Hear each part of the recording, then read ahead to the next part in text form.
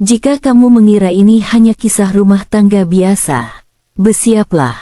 Karena di balik kata istri, ada luka yang tak semua orang sanggup menanggungnya.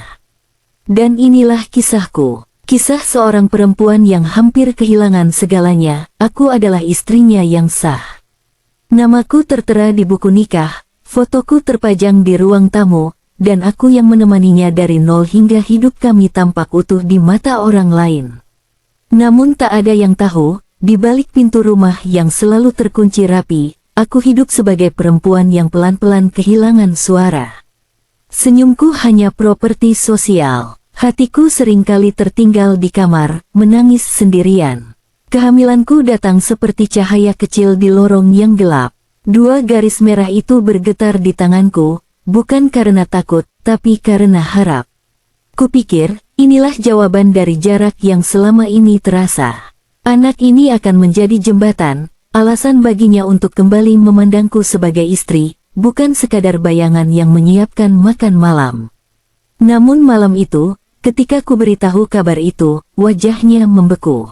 Tak ada pelukan, tak ada tanya, yang ada hanya napas berat dan kalimat yang jatuh seperti palu. Ia berkata anak ini tidak ia inginkan. Katanya hidup kami akan hancur. Katanya aku egois. Setiap kata menamparkan, membuat perutku yang masih rata terasa nyeri. Hari-hari berikutnya berubah menjadi tekanan tanpa jeda. Ia datang dengan amarah, pergi dengan ancaman. Aku dipaksa memilih antara pernikahan atau kandunganku. Tangis dan doaku dianggap drama. Aku bukan lagi istri yang dicintai, melainkan beban yang harus disingkirkan bersama janin yang tumbuh di rahimku.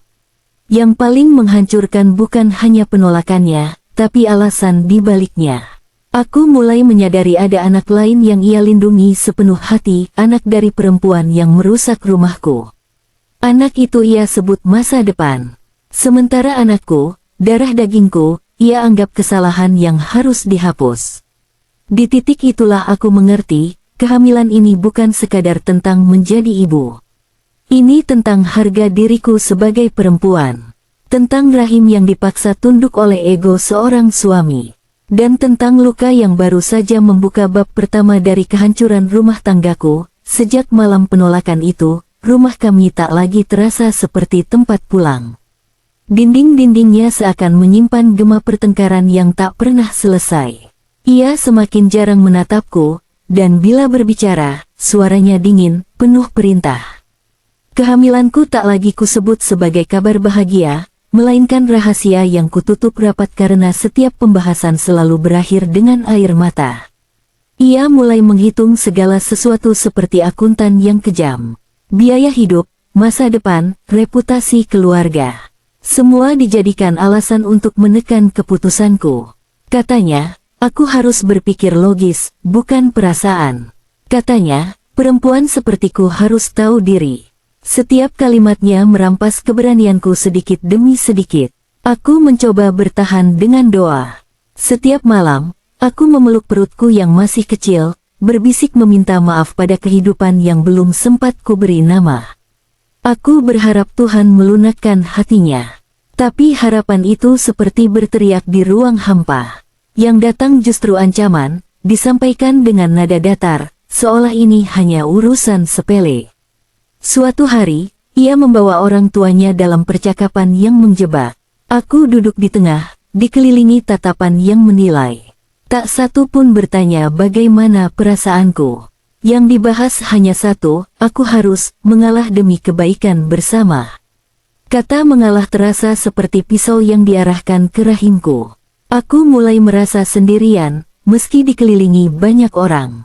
Telepon genggamku penuh pesan darinya, bukan berisi perhatian, melainkan tenggat waktu. Ia ingin semuanya cepat selesai. Seakan keberadaanku hanyalah penghalang bagi hidup baru yang sudah ia rencanakan bersama perempuan lain. Di akhir hari itu, aku menangis. Tanpa suara. Bukan karena lemah, tapi karena aku sedang belajar bertahan di tengah badai. Aku belum tahu bagaimana bab ini akan berakhir, tapi satu hal pasti, tekanan ini bukan hanya menguji cintaku, melainkan juga keberanianku untuk mempertahankan hakku sebagai seorang ibu, hari itu aku tahu, ia tak lagi berbicara sebagai suami. Ia berdiri di depanku seperti hakim yang sudah memutuskan vonis, sementara aku hanya terdakwa yang tak diberi kesempatan membela diri. Nada suaranya tenang, terlalu tenang untuk sebuah ancaman. Ia berkata waktuku hampir habis. Ia tidak ingin mendengar alasan apapun lagi. Aku gemetar, bukan karena takut padanya, tapi karena rasa kecewa yang teramat dalam. Lelaki yang dulu berjanji melindungiku kini memaksaku menandatangani kehancuranku sendiri. Ia menyebut pernikahan kami sebagai taruhan. Jika aku mempertahankan kandunganku, aku harus siap kehilangan status sebagai istrinya. Aku mencoba berbicara dari hati ke hati. Kuceritakan rasa mual setiap pagi, kelelahan yang kupendam, dan harapanku sebagai calon ibu. Namun ia memotong kalimatku dengan senyum sinis. Katanya, semua itu tidak ada artinya dibanding masa depan yang telah ia siapkan, masa depan yang anehnya tidak lagi melibatkanku. Tanpa sengaja, aku melihat pesan masuk di ponselnya. Namanya perempuan itu muncul jelas, bersama foto seorang anak yang ia panggil dengan penuh sayang. Saat itu dadaku seperti diremas. Anak itu ia bela mati-matian. Anak itu ia akui dengan bangga. Sementara darah dagingku sendiri ia tolak seolah noda. Aku merasa diinjak bukan hanya sebagai istri, tapi sebagai perempuan. Rahimku diperlakukan seperti kesalahan administratif. Aku menentukan tubuhku sendiri dianggap pembangkangan. Aku ingin berteriak, tapi suaraku tertelan oleh rasa tidak percaya, bagaimana seseorang bisa setega ini pada istri yang sah. Malam itu aku mengurung diri di kamar. Tangisku pecah, bercampur dengan amarah dan kebingungan. Untuk pertama kalinya, muncul pertanyaan yang menakutkan di benakku, apakah aku akan terus diam, atau mulai melawan? Dan di sanalah aku sadar, badai sesungguhnya baru saja dimulai. Pagi itu ia tak lagi menyembunyikan niatnya. Wajahnya kaku, matanya dingin, dan suaranya penuh kepastian yang membuat lututku lemas. Ia memberiku batas waktu, bukan untuk berpikir, tapi untuk patuh. Katanya, jika aku masih menganggap diriku istrinya, aku harus melakukan apa yang ia minta tanpa banyak tanya. Aku duduk terpaku, mendengarkan rencana yang ia susun seolah hidupku hanyalah jadwal yang bisa diatur. Tak ada ruang untuk perasaanku. Tak ada kata, kita. Semua berubah menjadi, aku mau, dan kamu harus. Aku merasa dirampas, bukan hanya masa depan, tapi juga kendali atas tubuhku sendiri. Yang membuat luka itu semakin dalam adalah caranya membandingkan. Ia menyebut anak perempuan itu dengan suara lembut, menyebutnya sebagai tanggung jawab yang tak boleh gagal. Lalu menatapku dan berkata, anak di rahimku hanya akan membawa masalah. Kalimat itu mematahkan sesuatu di dalam dadaku yang tak pernah bisa diperbaiki. Aku mencoba meminta waktu, bukan untuk menolak, tapi untuk bernapas. Namun ia menertawakanku. Katanya air mata tidak akan mengubah keputusan. Di hadapannya, aku bukan perempuan yang mengandung kehidupan, melainkan hambatan yang harus segera disingkirkan.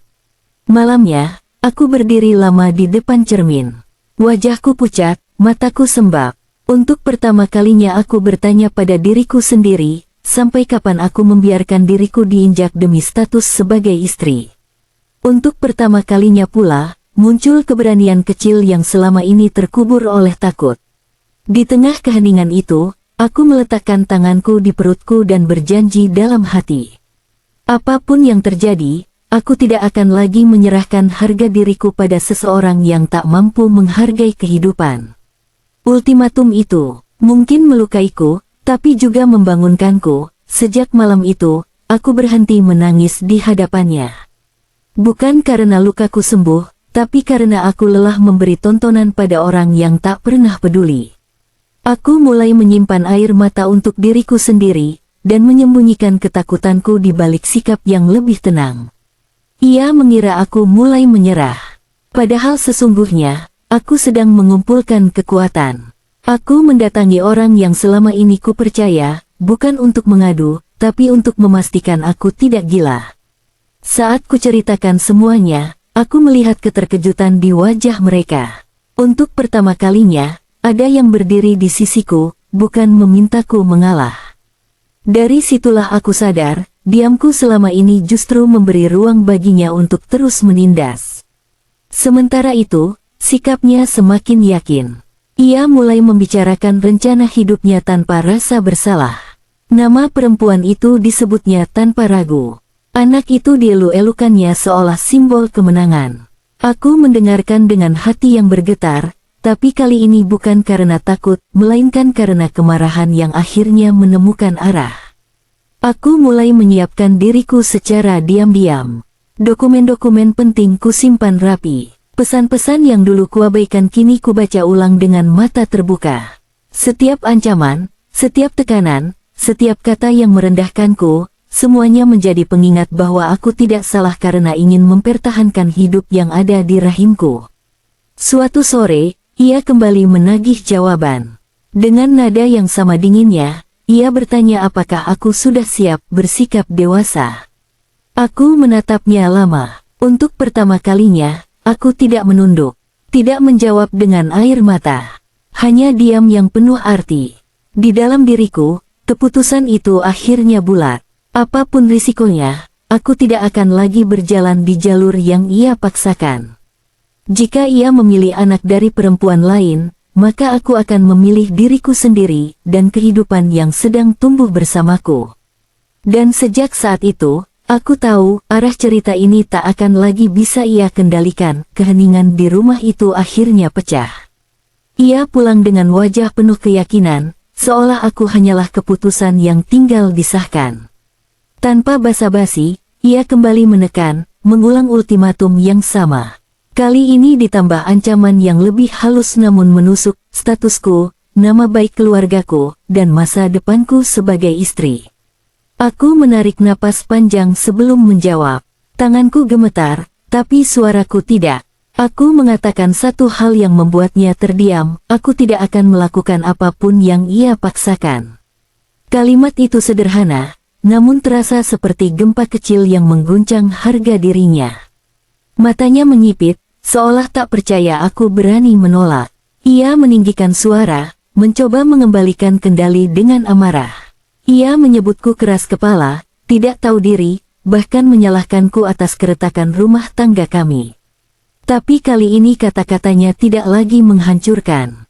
Aku sudah melihat wajah aslinya, lelaki yang hanya mencintai dirinya sendiri. Aku berdiri di hadapannya dengan tubuh yang masih lemah, tapi hati yang akhirnya tegak. Kukatakan bahwa pernikahan bukan alasan untuk menghapus hakku sebagai manusia. Bahwa menjadi istri tidak berarti aku harus mengorbankan martabatku. Setiap kata yang keluar terasa seperti melepaskan beban bertahun-tahun. Ia terdiam lama, amarahnya berganti keterkejutan. Untuk pertama kalinya, ia kehilangan pijakan. Ia mungkin masih punya kekuasaan, uang, dan pilihan lain, tapi satu hal telah hilang darinya, kendali atas diriku. Dan itu jelas membuatnya gelisah. Malam itu aku mengemas sebagian barangku. Bukan sebagai pelarian, tapi sebagai pernyataan. Aku tidak tahu apa yang akan terjadi setelah ini, tapi aku tahu satu hal dengan pasti, aku tidak lagi sendirian di dalam diriku sendiri. Dan keberanian itu, akhirnya, menjadi awal dari kebebasanku. Kepergianku dari rumah bukan membuatnya tenang, justru sebaliknya. Ia mulai gelisah.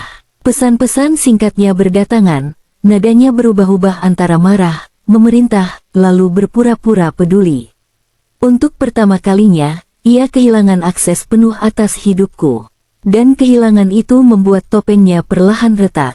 Orang-orang mulai bertanya, mengapa istrinya tak lagi terlihat di sisinya? Mengapa ia tampak sering sendiri?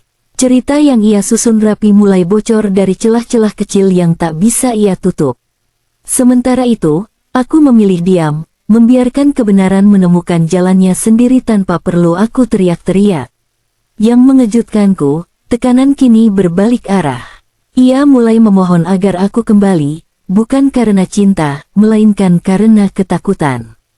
Ketakutan pada pandangan orang, pada reputasi, pada kemungkinan kehilangan segalanya jika kebusukannya terbongkar.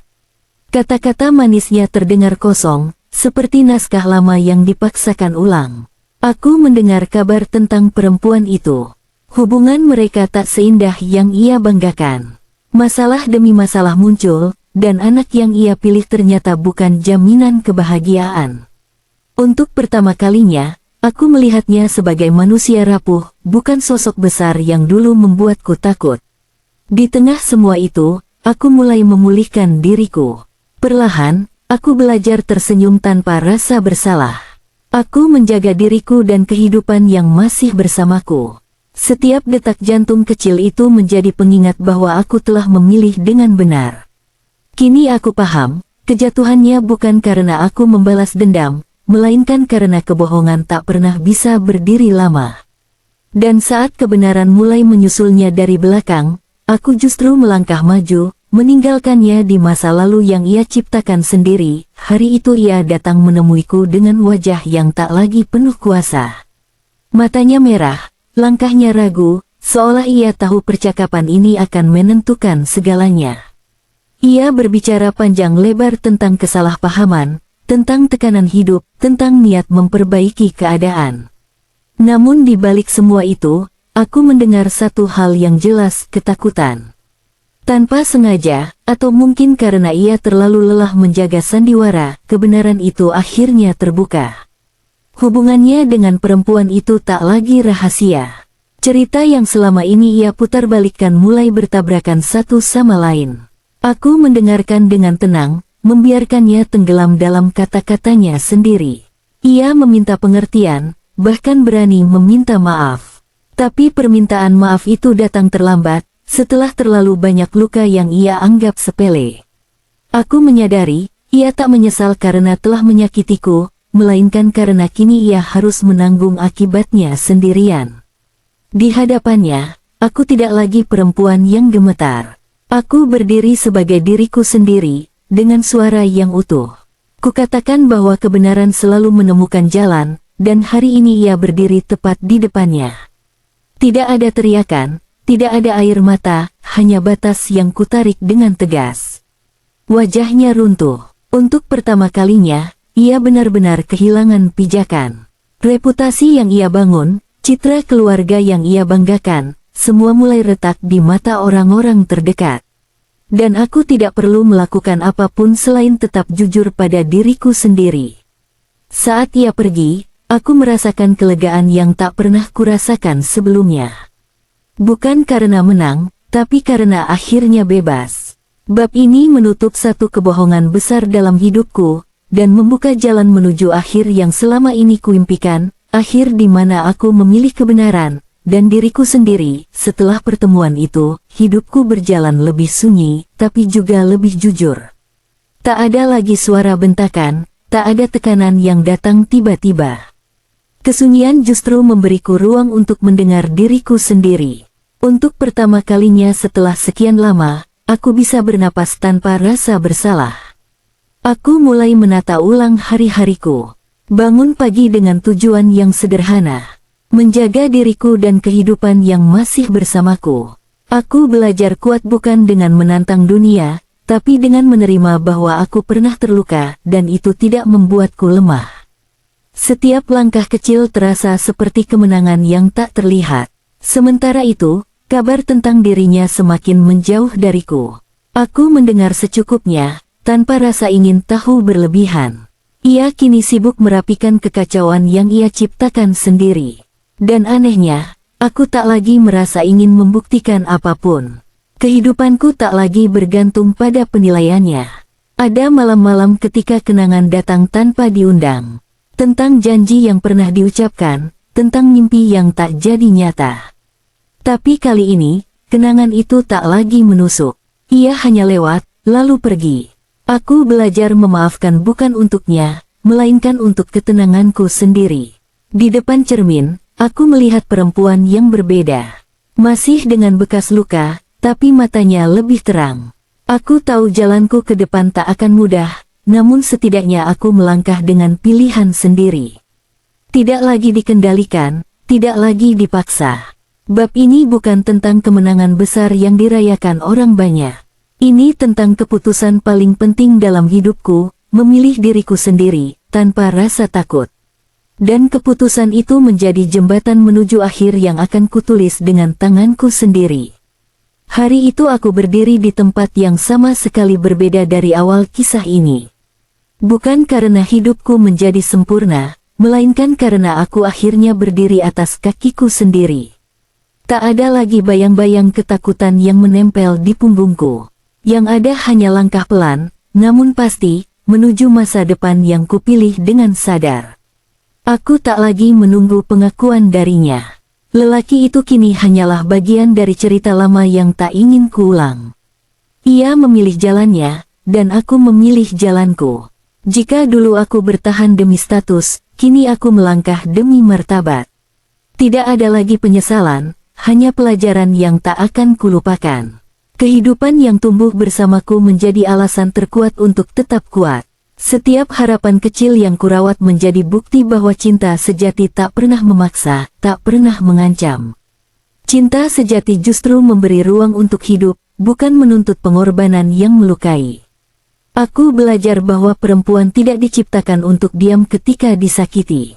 Kami diciptakan untuk bangkit, bahkan dari luka yang paling dalam.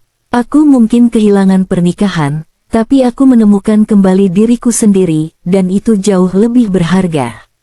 Jika ada yang bertanya apakah aku menyesal, jawabanku sederhana, tidak.